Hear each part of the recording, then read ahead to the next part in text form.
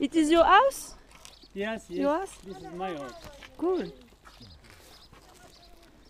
And this one? Cool. This is my uncle. Family. Family. Noon. Hein? Je crois qu'il parlait médoc. Ah non, She's médecin. doctor. She's doctor. Docteur. Yeah. Ton aiguille, Qu'est-ce que t'as? regarde ton, Melbani. T'as mal? Ah, ton, dina. Elle a mal partout. Mal partout? Ah, la douleur? Ici aussi? Ah, galemi. Mais ça, il faut que tu demandes à ta femme de te masser.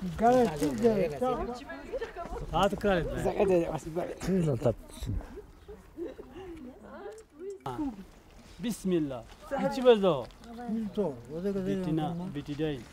J'espère qu'ils vont pas boire ça. This is Yeah. No drink. Hein. No. Drink. No. When you hurt, you put on it. Yes, you know? yes. When you hurt.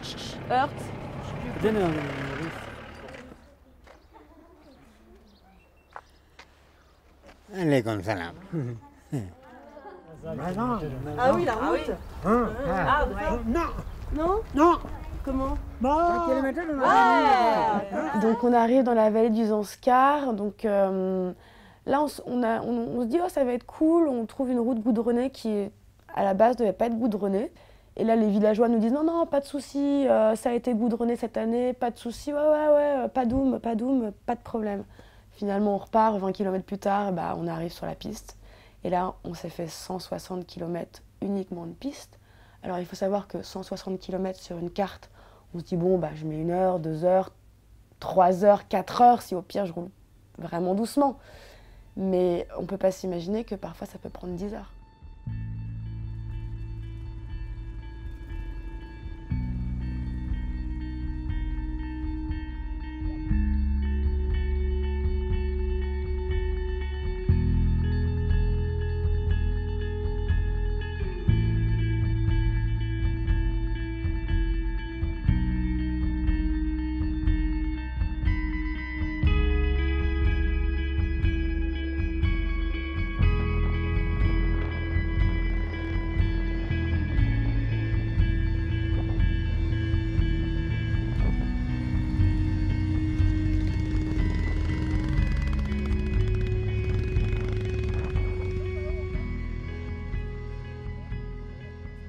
Des paysages vraiment, je pense, à te couper le cerveau en 4, quoi. C'est-à-dire, je pense que si tu t'arrêtais et que tu regardais le paysage, tu posais la moto et tu t'arrêtais là et tu pouvais plus repartir. Parce qu'il y a plus de notion de temps. Alors effectivement, comme on était vachement physiquement engagés pour les routes, il y avait ces paysages-là pour nous donner aussi de la force, quoi.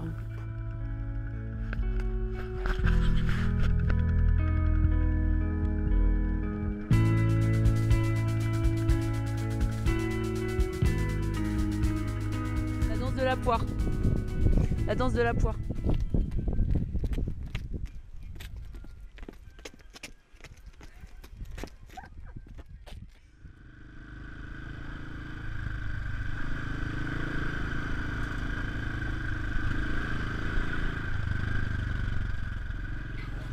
Moi, c'est le poignet. Le poignet a pris très cher. Ça va les filles? Mais écoute, on est arrivé à Rangdoum, c'est juste magique cet endroit. On arrive à Rangdoum, dans ce petit village, si on peut appeler ça un village, qui rassemble quelques maisons de bergers qui sont mais juste complètement coupés du monde et avec des lumières magnifiques.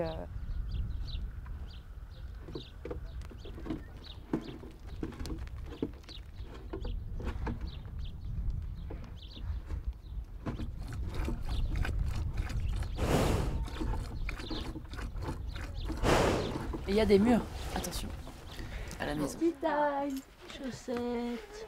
On se fait servir par des gens. Thank you. Oh, petit chouchou. Pardon. Just wash. Avancez-vous. Non, je dis non. Avancez-vous. Ah. Elle arrive toujours à se laver. Hello. Perfect, thank you. Thank you. Et un jeu de cartes. Ah, il y a des gâteaux. Oui. C'est trop bon. Oui. Ça réchauffe. Oui. Mais les petits gâteaux, ils sont bons. Je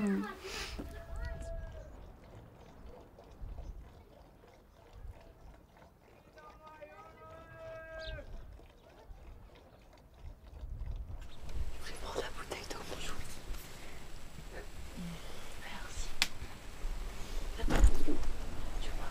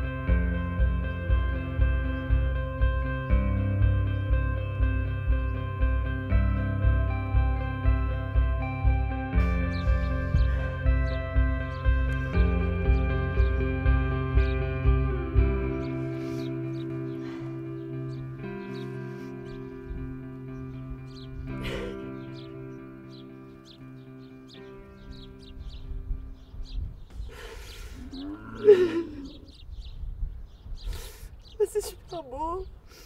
C'est super beau et puis je suis fatiguée.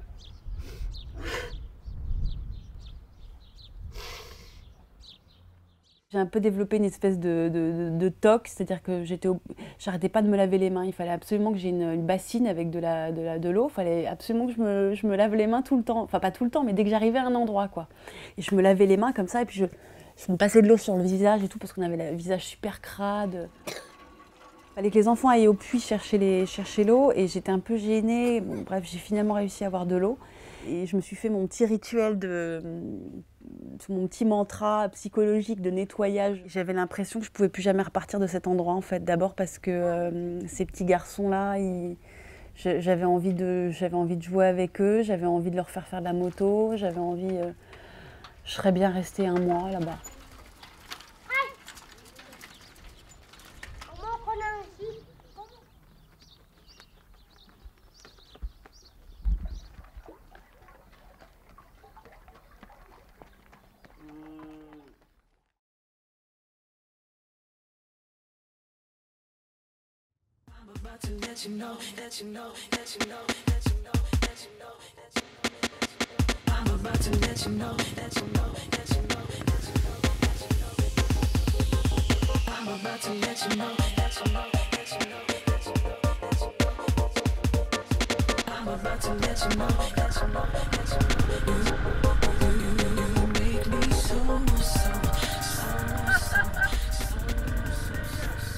C'était en pleine période de dégel.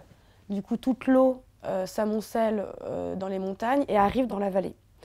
Du coup, y a des moments où on traversait des rivières entières avec ça d'eau.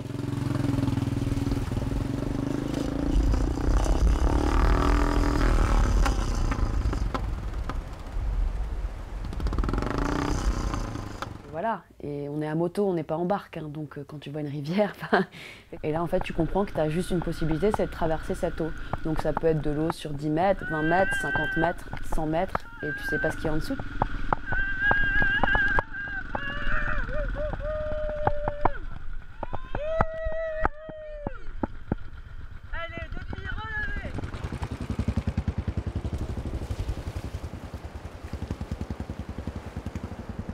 Des torrents qui arrivent de la montagne où on voit rien du tout, où on aperçoit qu'il y a des rochers et là on se dit « Ah, faut peut-être y aller mollo ».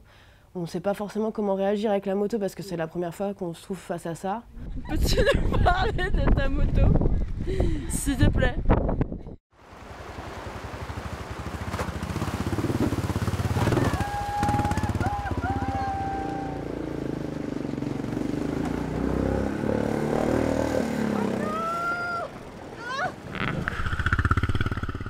pris une belle gamelle et la moto a basculé du côté où j'avais toutes mes affaires chaudes et mon appareil photo, donc j'avais un peu la rage. Et enfin bref, on est toutes plus ou moins arrivées. Les grandes ont eu plus de facilité, je pense, à se rattraper. On a tous eu les pieds mouillés, ça c'est sûr. Oh, c'était mal engagé quand même.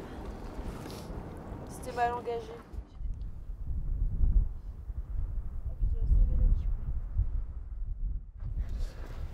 Bah, figure-toi que j'avais les chaussures trempées, mais comme si j'avais plongé les pieds dans une piscine.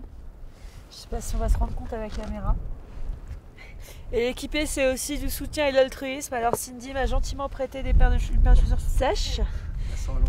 Et ce que j'ai mis sans chaussettes évidemment, parce que mes chaussettes sont aussi trempées. Demain matin, l'odeur sera sympathique. La nuit arrive, donc on va éviter d'avoir les pieds trempés pour faire le reste du chemin, parce que la température va vite tomber, je pense. Voilà, merci l'équipé, merci Cindy.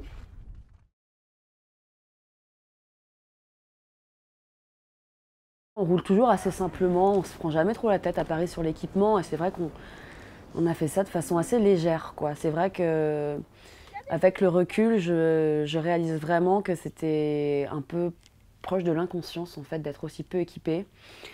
Donc il m'est arrivé régulièrement de me retrouver à peu près avec tous mes fringues sur moi, à savoir 2 t-shirts, 3 pulls, un cuir et un kawaii, voilà. Et l'intégralité de mes fringues qui est sur moi et à encore avoir froid, à avoir comme unique paire de gants, des petits gants en cuir qu'on utilise pour Paris. Et voilà, et 2 paires de chaussures, t'en as une qui est mouillée de la veille et celle-là, tu mets un pied dans de l'eau ou dans de la neige ou dans de la boue, et bah t'as plus que ces chaussures-là et du coup tu te retrouves à faire la moitié de la journée à rider les pieds mouillés, quoi.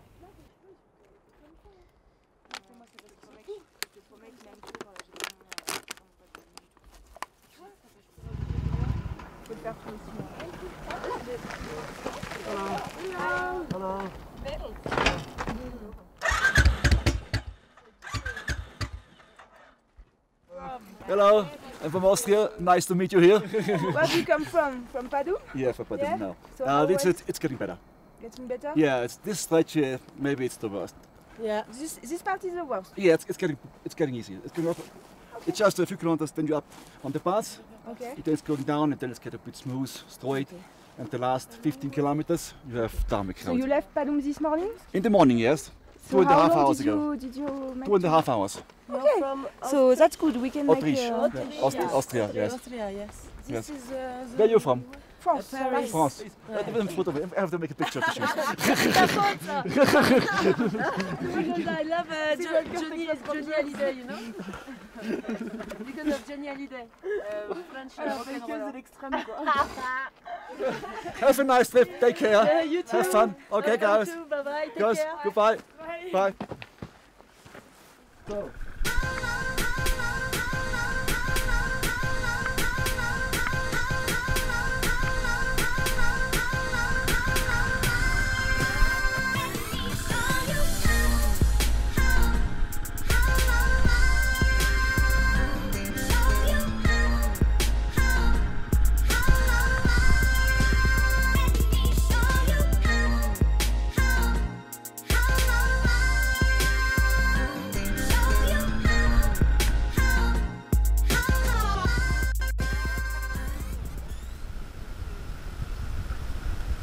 Je sais pas, je l'ai pas senti quoi. Hein? Bah, le premier, il y a Louis qui s'est arrêté, du coup ça va les concentrer dans le virage. Et là, je sais pas. Tombé tout à l'heure là? Ah, ouais, celui tout à l'heure. J'ai fait beaucoup de vélo de descente en fait quand j'étais plus jeune. Et du coup, j'ai l'habitude de la montagne, mais la montagne sur un vélo léger qui est adapté. Et le délire, c'est quoi? C'est d'aller le plus vite possible jusqu'en bas. Là, c'est différent parce que, en fait, j'essayais d'aller vite, de m'amuser, de prendre les virages de façon un peu sympa, de prendre de la vitesse, etc. Sauf que j'ai chuté 1 fois, 2 fois, 3 fois. Et, je commençais à transpirer et à me dire est-ce que je vais arriver au bout, quoi, parce que chaque fois, c'était une douleur, l'adrénaline. Et puis, je me demandais si je m'étais pas vraiment fait mal. Et là, les autres qui commencent à stresser, moi qui commence à me demander si je suis vraiment au niveau. Au début, on dit ouais, c'est la faute de Pao qui est devant qui a freiné. Oh, c'est de la faute de la moto parce que les freins déconnent.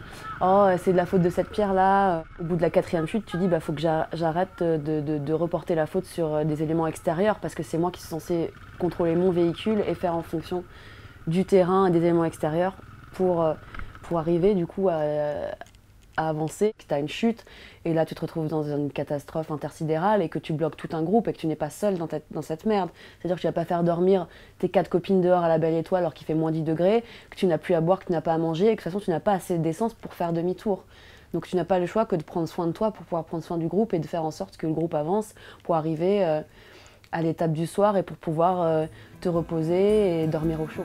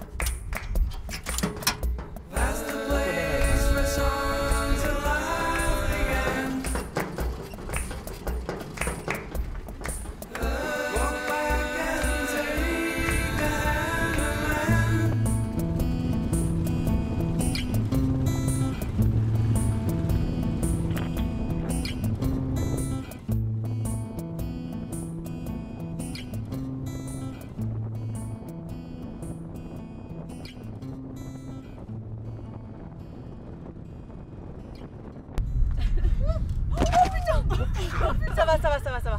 Je n'ai rien. Il y a une voiture. Putain, mais Louise, tu arrêtes de jouer à ça, s'il te plaît.